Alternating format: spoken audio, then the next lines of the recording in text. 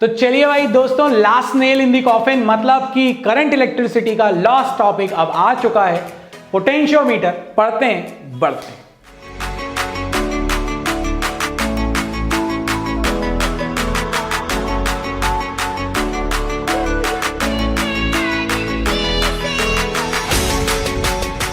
देखो यार, पोटेंशियोमीटर होता क्या है? एक इलेक्ट्रिकल इंस्ट्रूमेंट है जो कि मेन पर्पस मतलब ये इसको भूल जाओ, मेन पर्पस होता है दो पॉइंट्स के बीच का पोटेंशियल डिफरेंस निकालना।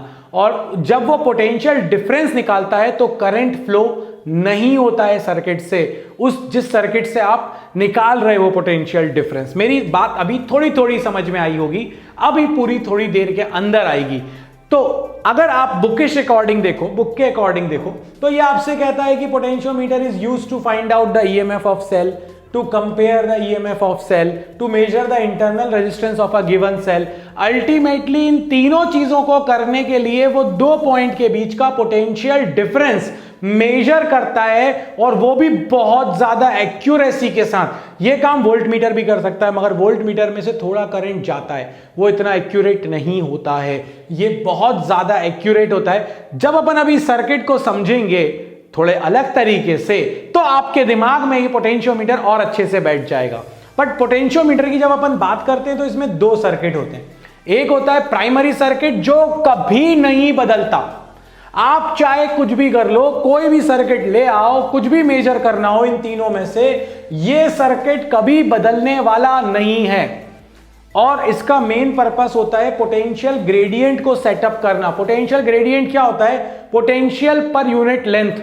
क्योंकि यहां पर एक वायर होगा पोटेंशियोमीटर का, तो उसके ऊपर कितना पोटेंशियल आ रहा है यूनिट लेंथ में, उसे हम कहते हैं पोटेंशियल ग्रेडियंट। प्राइमरी का काम सिर्फ यही होता है। अभी नेक्स्ट स्लाइड में अच्छे से समझाऊंगा। सेकेंडरी सर्किट जो नाम ही है सेकेंडरी मतलब तुम अपने हिसाब से बदलते रहो, तुम्हारी जो रिक्वायरमेंट है उस रिक्वायरमेंट के अकॉर्डिंग सेकेंडरी सर्किट बदलता चला जाता है। तो पोटेंशियोमीटर के दो सर्किट, प्राइमरी और सेकेंडरी, ये सेटअप करता है पोटेंशियल ग्रेडियंट, ये बदलता है अकॉर्डिंग टू रिक्वायरमेंट। तो चलिए अपन इसके बारे में और बात करते हैं, प्राइमरी को और अच्छे से डिटेल में समझते हैं। बट पहले इस स्क्रीन का ले लो स्क्रीनशॉट।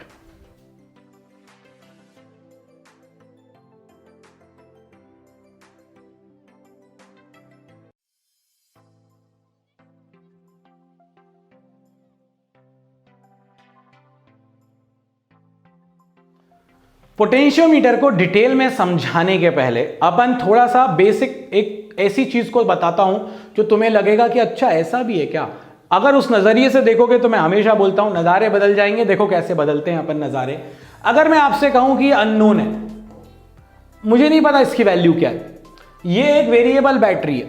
वेरिएबल है मतलब कि इसका वैल्यू आप बदल सकते हो, वोल्टेज बदल सकते हो, जीरो से लेके आप जहां तक बढ़ाना चाहो बढ़ा सकते हो, ठीक है। तो इनिशियली आपने क्या किया, E1 की वैल्यू को आपने रख दिया 0। जब आप E1 की वैल्यू को 0 रखोगे तो क्या होगा, यहां पॉजिटिव से करंट निकलेगा और ऐसे करंट जा रहा होगा। मतलब करंट कैसा जा रहा है इस समय आपका? करंट इस समय आपका जा रहा है क्लॉकवाइज। अब अगर आपने इस E1 की वैल्यू को बहुत ज्यादा कर दिया, किससे ज्यादा कर दिया? E से भी ज्यादा कर दिया। E1 is very very greater than E। अगर इसकी वैल्यू ज्यादा हो गई तो अब पावरफुल कौन हो गया? E1। तो ये चाहेगा करंट ऐसा जाए, तो करंट कैसा चला जाएगा? Anti clockwise. पहले क्लॉकवाइज था, अब एंटी क्लॉकवाइज हो गया। तो गैल्वेनोमीटर में डिफ्लेक्शन की डायरेक्शन बदल जाएगी। एक कंडीशन ऐसी आएगी जब आप इस वोल्टेज को बदल रहे होगे और सर्किट ऑन है मगर करंट की वैल्यू हो जाएगी 0। यहां पर ये जो I है, यहां कोई करंट नहीं आएगा। अगर कोई करंट नहीं आया उस केस में आप कहोगे कि sir I is equal to, यहां पर जो करंट का फॉर्मूला है वो क्या है? ये चाहता है करंट इधर, ये चाहता है अपोजिट, एक दूसरे का अपोजिट कर रहे हैं, अपोजिट पोलैरिटी है, तो आपका करंट आएगा E1 माइनस E या E माइनस E1 जो भी बड़ा है अपॉन रेजिस्टेंस। अब अगर करंट जीरो है, रेजिस्टेंस तो जीरो नहीं हुआ, करंट अगर जीरो हुआ, इसका क्या मतलब है? इसका मतलब है कि E1 is equal to E हो गया, तभी आपका करंट जीरो है। तो अब आप क्या करोगे? आप पोटेंशियोमीटर का जब अपन यूज करते हैं, यहां पर अपन समझें, इनिशियली डिफ्लेक्शन एक तरफ है, जैसे जैसे आप E1 की वैल्यू को बढ़ाओगे बढ़ाओगे बढ़ाओगे बढ़ाओगे बढ़ाओगे बढ़ाओगे, तो ये वाली वैल्यू जब बढ़ती जाएगी बढ़ती जाएगी बढ़ती, एक टाइम ऐसा आएगा कि वो E के बराबर हो जाएगी, तो गैल्वेनोमीटर में से करंट जाएगा जीरो, और उस समय, क्योंकि ये तो आपको पता है, उस समय जो भी E1 की वैल्यू है वही E की वैल्यू है। समझ में आ गई बात? अब अगर मैं आपको ये जो मैंने बहुत आसानी से समझाने की कोशिश करी है, ये जो आप ऊपर बदल रहे हो ना बैटरी, जिसकी वैल्यू आप बदल रहे हो, भैया ये ऐसे नहीं बदलाता है ना, यही काम है, ये जो वेरिएबल बैटरी वाला काम है ना, ये काम करता है आपका प्राइमरी सर्किट। तो प्राइमरी सर्किट बेसिकली आपको अलग अलग पोटेंशियल डिफरेंस देगा। आप जॉकी को मूव करके देखोगे कहां पर गैल्वेनोमीटर की रीडिंग जीरो हो गई, तो जो ऊपर का पोटेंशियल डिफरेंस है या बैटरी की वैल्यू है वही नीचे की हो जाएगी। और इसी प्रिंसिपल पे अपन पोटेंशियोमीटर में काम करते हैं। तो पहले अपन ये देखें कि प्राइमरी सर्किट के अंदर अपन लगा क्या रहे हैं। तो चलो बढ़ते हैं प्राइमरी सर्किट की तरफ। प्राइमरी सर्किट क्या कह रहा है? प्राइमरी सर्किट आपसे ये कह रहा है, देखो, एक आपने यहां पर ड्राइविंग सेल लगा दिया, इस सेल को बोला जाता है ड्राइविंग सेल, ठीक है, या ड्राइविंग बैटरी। इसके बाद की लगी होगी, एक यहां पर लगा रहता है रिहोस्टेट, ये वेरिएबल रेजिस्टेंस होता है। वेरिएबल रेजिस्टेंस क्यों होता है, इसका भी लॉजिक है। आप चाहते हो कि कई बार यहां पर आप बैलेंसिंग लेंथ जो अपनी आगे आएगी उसको बदलना है, इसीलिए यहां पर ये लगा रहता है। नहीं भी लगा होगा तो कोई टेंशन नहीं है, बट यस लगा होता है। अभी ये जो प्राइमरी सर्किट आपके पास आया, इसमें ये जो है ये हमारे पास पोटेंशियोमीटर का वायर है, ए टर्मिनल बी टर्मिनल, ये आपके पास क्या है ड्राइविंग सेल, ये क्या है आपके पास रिहोस्टेट। इसमें हम एक टर्मिनल को बना देते हैं पॉजिटिव, जहां बैटरी का पॉजिटिव कनेक्ट करेंगे। और अब जितने भी सर्किट, जब सेकेंडरी सर्किट लगाओगे तो सारी पॉजिटिव चीजें यहां आएंगी, सारी नेगेटिव चीजें दूसरे वाले एंड पे जाएंगी या जॉकी पे जाएंगी, बट सारी पॉजिटिव चीजें ए पर आएंगी। अब इसका मेन काम क्या होता है, 2 मिनट देना मुझे। अगर वीडियो अगर तुमने पूरा नहीं देखा तो तुम्हें एक डाउट रह जाएगा, इसीलिए पूरे ध्यान के साथ सुनना।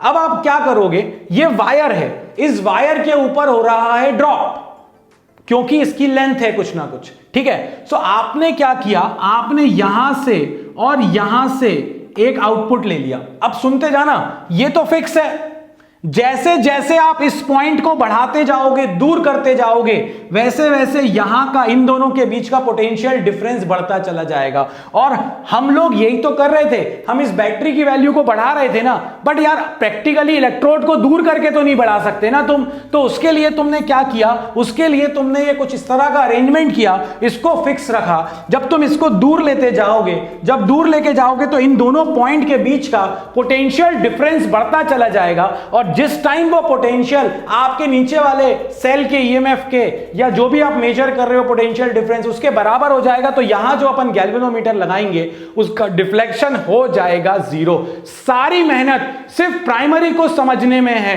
एक बार और आपको इसको समझाता हूं, और डिटेल में समझाता हूं। देखो,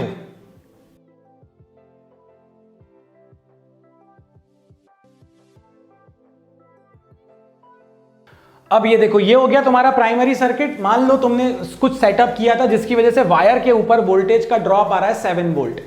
अब क्या होगा, जब आपको 7 वोल्ट, ये वाला तो फिक्स कर दिया, अगर आप अब दूसरा वाला जो जॉकी वाला पॉइंट है, अगर वो आप यहां कनेक्ट करते हो तो इन दोनों के बीच में कितना पोटेंशियल आएगा, इन दोनों के बीच में जो पोटेंशियल का डिफरेंस है वो 1 वोल्ट है। यहां का मान लो 10 है तो यहां का 11 हो गया, तो इनके बीच का जो डिफरेंस है वो 1 वोल्ट है। अगर आपने यहां कनेक्ट कर दिया तो क्या होगा, पोटेंशियल डिफरेंस 2 वोल्ट हो गया। अगर आपने यहां कनेक्ट करा तो इन दोनों के बीच का डिफरेंस कितना आ गया, 3 वोल्ट। अगर आपने यहां कनेक्ट किया तो कितना आ गया, 4 वोल्ट। मतलब जैसे जैसे आप इस पॉइंट को उधर लेके जा रहे हो, पोटेंशियल डिफरेंस आपका बढ़ता चला जा रहा है। अब मेरे सामने प्रॉब्लम यह कि आपने तो बाबा जी यहां पोटेंशियल लिख दिया, बट क्या मुझे पता रहेगा पोटेंशियल कितना है?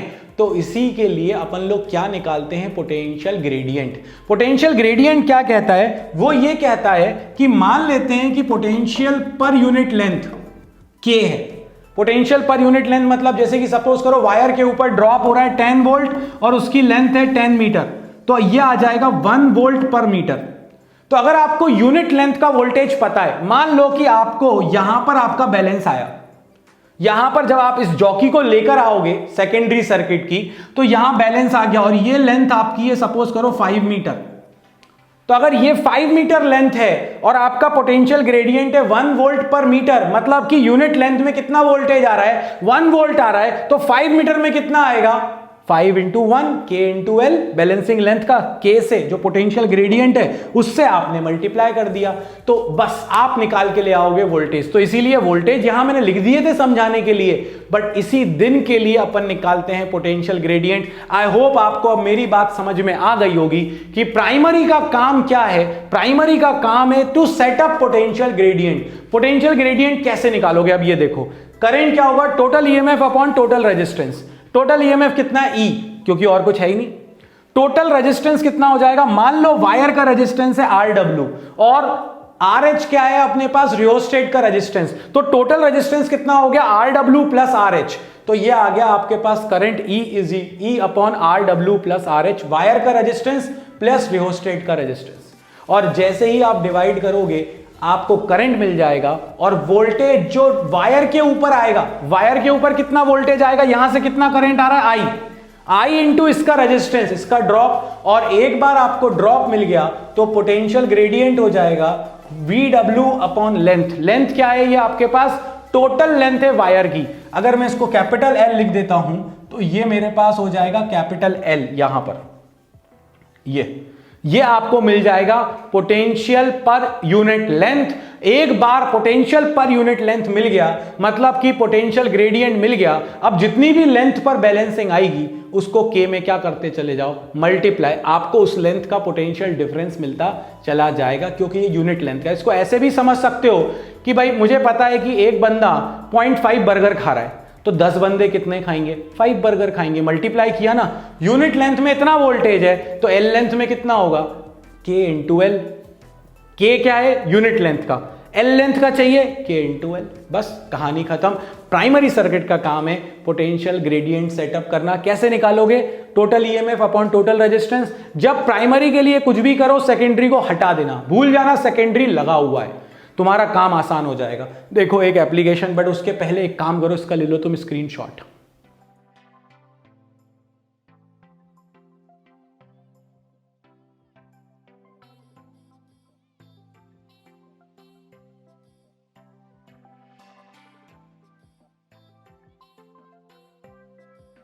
अब हमसे कहा जाएगा to measure the EMF of a cell. अगर सेल का ईएमएफ निकालना है, देखो अगर तुम इस सर्किट को भूल जाओ तो ऊपर वाला पूरा का पूरा सर्किट प्राइमरी है, वो नहीं बदलेगा। अब आपसे मैंने कहा था एक टर्मिनल को अपन पॉजिटिव बना देते हैं, तो इसको पॉजिटिव बना दिया।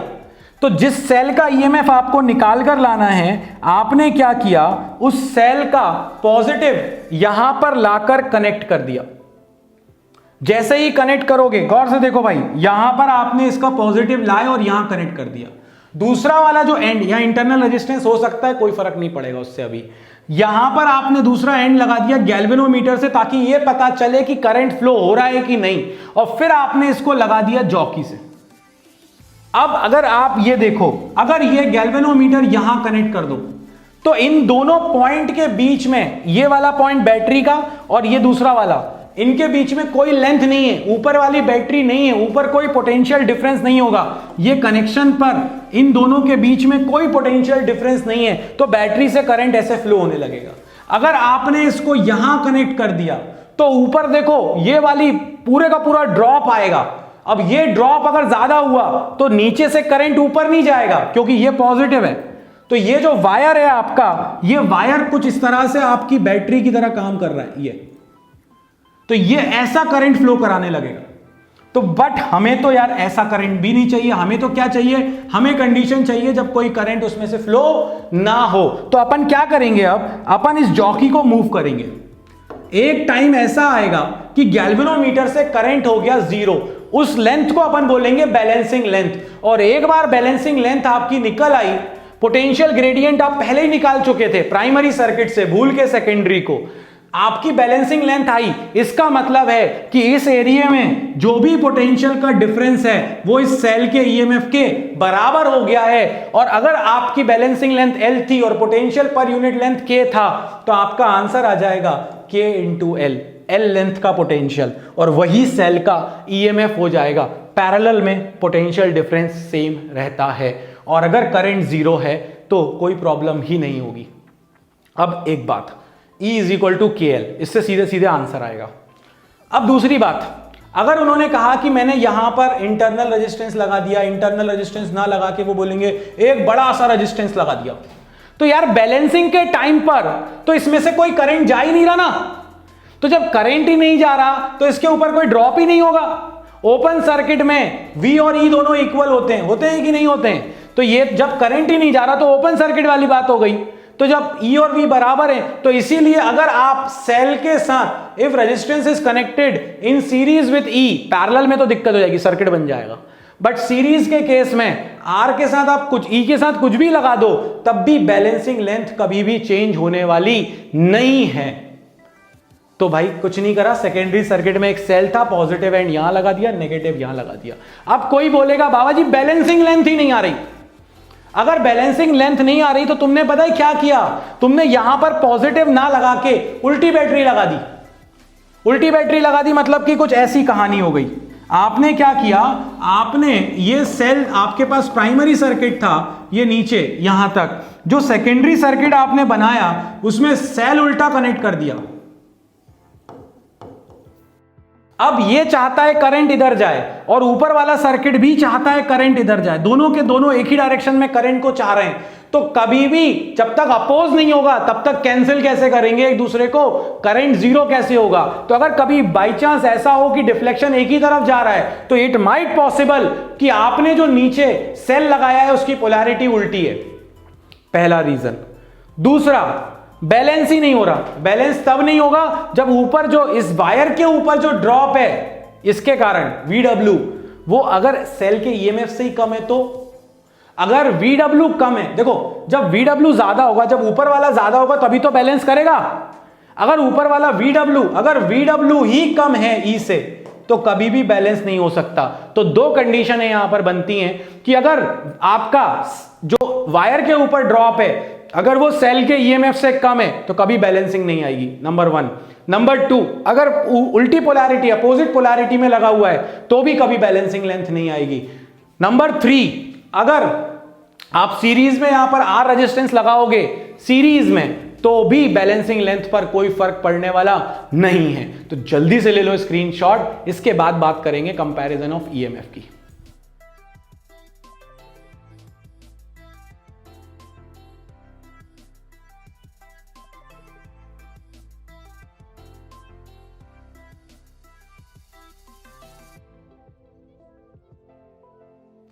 अब आएगा अपन से कहा जाएगा EMF को कंपेयर करो।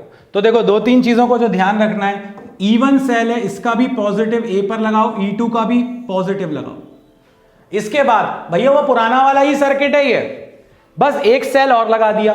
जब आपने इसका कनेक्शन करके रखा हुआ है इस वाले के साथ, तो यहां से क्या होगा, ये वाला सर्किट पिक्चर में है, ये और ये, जब ये 1 पे कनेक्टेड था तो मान लेते हैं कि बैलेंसिंग लेंथ आ गई L1। जब आपने इस वाले को मूव करके यहां कनेक्ट कर दिया तो अब ऊपर वाला पिक्चर में नहीं है, अब नीचे वाला है, मान लेते हैं बैलेंसिंग लेंथ आ गई L2। तो E1 क्या हो जाएगा, KL1, K क्या है, पोटेंशियल ग्रेडियंट, E2 क्या है, KL2। तो कंपैरिजन ऑफ EMF क्या हो जाएगा, E1 by E2 is equal to L1 by L2। और अगर E1 बड़ा हुआ तो L1 ज्यादा आएगा, अगर E2 बड़ा हुआ तो L2 ज्यादा आएगा। तो अगर कोई बोले कि E1 by E2 is less than 1 तब होगा जब E2 बड़ा होगा, और E1 by E2 is greater than 1, इसका मतलब है E1 बड़ा है। That's it. जिसकी बैलेंसिंग लेंथ ज्यादा उसका EMF भी ज्यादा हो जाएगा। बेहतरीन तरीके से शॉर्ट में पूरी चीजें समझ ली हैं, स्क्रीनशॉट।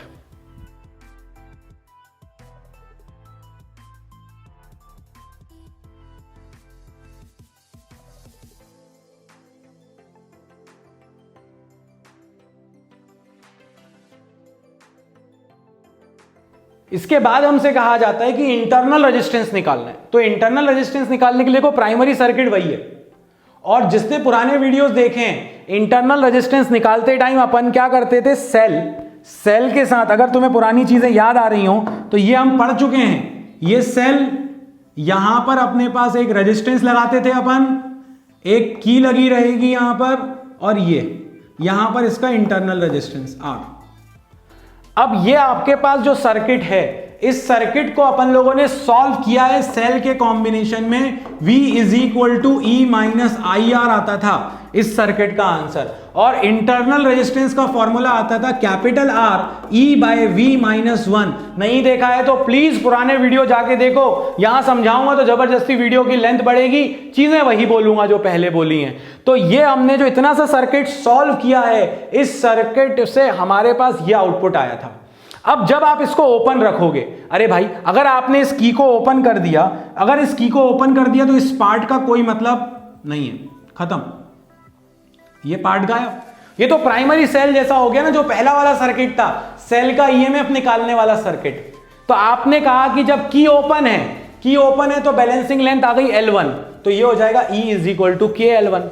अगर आपने की को क्लोज कर दिया, जैसे ही आप की को क्लोज करोगे क्या हो जाएगा, कहानी में ट्विस्ट ये आ जाएगा भाई कि अब आपका यहां से ये कनेक्शन हो गया। अब इस सर्किट में भी करंट फ्लो होगा। अगर करंट फ्लो होगा तो इस पर जो ड्रॉप आएगा, मान लेते हैं इस पे ड्रॉप है V, तो पैरेलल में यहां पर कितना आ जाएगा, E माइनस IR, वो भी V के बराबर ही होता है।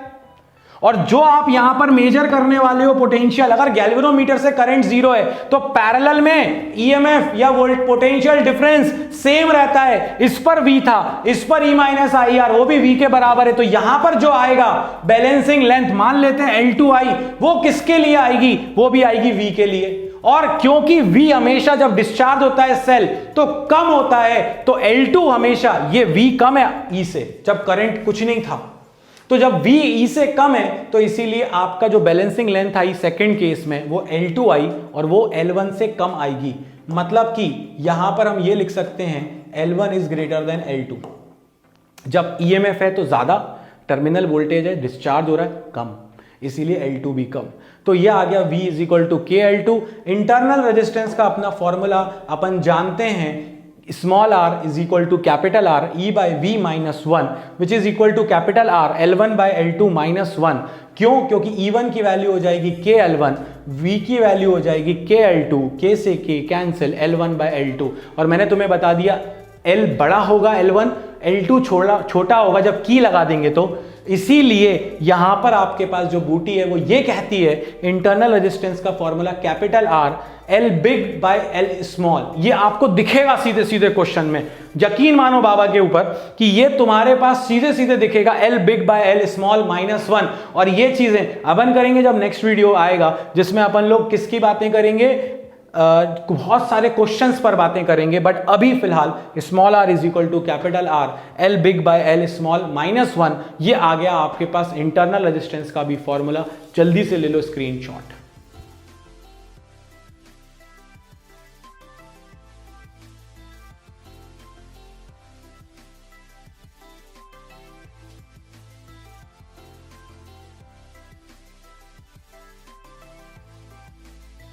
अब अपन से ये पूछा जाएगा, एक केस है कि भाई ये प्राइमरी सर्किट था, ये अपन को आता है। वो कहेंगे दो सेल हैं, जब उनको सेम पोलैरिटी में लगाया, मतलब दोनों के दोनों करंट यहां चाहते हैं और E1 बड़ा है, तो बैलेंसिंग लेंथ आई L1। तो अगर ये लगा हुआ था और बैलेंसिंग लेंथ आई L1, तो बैलेंसिंग लेंथ क्या होगी, अपने पास फॉर्मूला क्या होता है, EMF is equal to KL, balancing length E is equal to KL। But यहां दो लगे हुए हैं तो क्या हो जाएगा, E1 प्लस E2, और बैलेंसिंग लेंथ है L1 तो इज इक्वल टू KL1। जब आपने इसको ओपन कर दिया और इसको लगाया, अब ये देखो, ये चाहता है करंट इधर और ये चाहता है करंट इधर, एक दूसरे का अपोज कर रहे हैं, और E1 बड़ा है। अगर E2 बड़ा होता तो फिर बैलेंस ही नहीं आता, अपोजिट हो जाते ना। यहां पर E1 बड़ा है तो ये देखो E1, ये E2, तो अब क्या आ जाएगा, E1 minus E2, balancing length कितनी आएगी, बदल जाएगी कि नहीं, क्योंकि EMF हो गया अब E1 माइनस E2, मान लिया L2I, तो E1 minus E2 is equal to KL2। आपसे कहा जाएगा EMF का रेशियो निकालो। दो इक्वेशन आ गई हैं, दोनों को डिवाइड कर दो, K से K कैंसिल, क्रॉस मल्टीप्लाई कर दिया, E1L2 plus E2L2 is equal to E1L1 minus E2L1। दोनों को शिफ्ट करो, E2 वाले अलग कर दो, E1 वाले सेपरेट कर दो, E1 बाई E2 का रेशियो निकालो, ये आ जाएगा L1 plus L2 upon L1 minus L2। अगर कंपोनेंट और डिविडेंडो भी लगा देते, बायो वाले मत सुनना है ना, तो भी डायरेक्ट आप इसको कर सकते थे, और नहीं तो ये फॉर्मूला भी अगर याद रख सको तो बहुत अच्छी बात है। बड़ा E1 बड़ा था, बड़ा बटे छोटे में दोनों लेंथ ऐड हो रही हैं, जब छोटा आ रहा है तो नीचे दोनों लेंथ का सब्ट्रैक्शन कर रहे हैं अपन। मॉड ले लेना, नेगेटिव आंसर कभी देना मत, जल्दी से ले लो इसका स्क्रीनशॉट।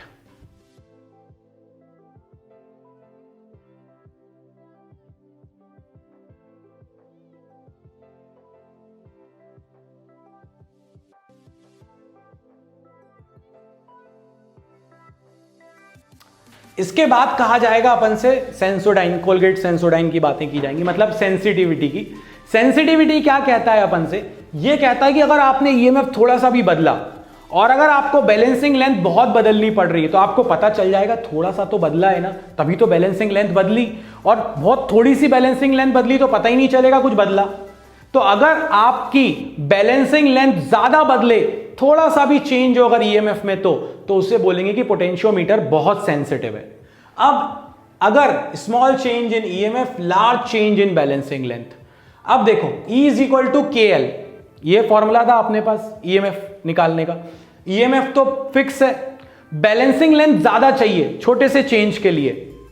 अगर ऐसा चाहिए तो K की वैल्यू क्या होनी चाहिए अपनी, कम, क्योंकि बैलेंसिंग लेंथ के फॉर्मूले में K आपका डिवाइड में आ रहा है। अगर K कम हुआ तो बैलेंसिंग लेंथ ज्यादा हो जाएगी।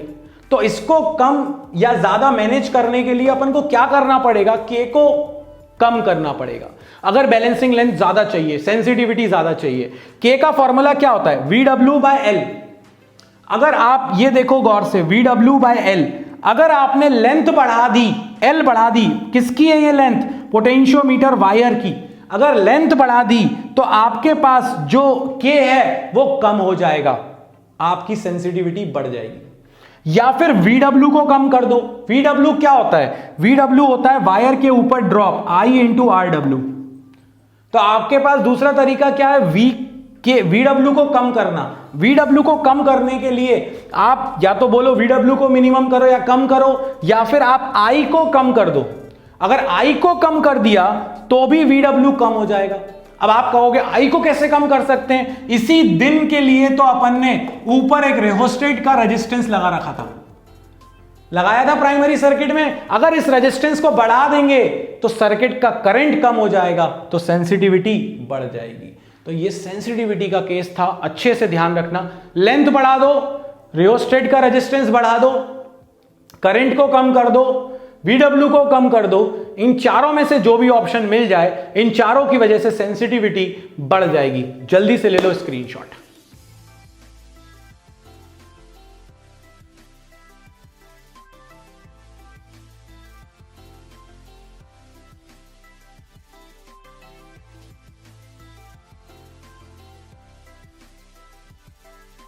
वापस तो यार पोटेंशियोमीटर का पूरी तरीके से हमने with in 30 minutes, might possible 25 minute का ये वीडियो होगा, तो ये आपने निकाल कर दिखा दिया कि भाई मैं पूरा पोटेंशियोमीटर का टॉपिक समझ सकता हूं। इसके क्वेश्चंस अब बस लगाने रह गए हैं, जो अपन नेक्स्ट वीडियो में लगाएंगे। तो इस वीडियो को अपन यहीं रोकते हैं। लाइक शेयर सब्सक्राइब करना बिल्कुल मत भूलना, और अगर भूल रहे हो तो सोच लेना टिट फॉर टैट, फिर बाबा बूम गायब हो जाएगा। तो मिलते हैं नेक्स्ट वीडियो में, तब तक के लिए जय हो।